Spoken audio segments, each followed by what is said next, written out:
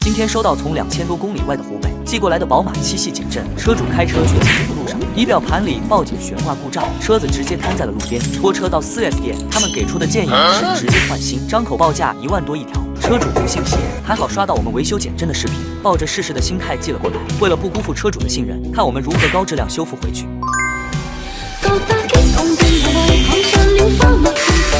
拆开后发现缓冲胶老化十分严重。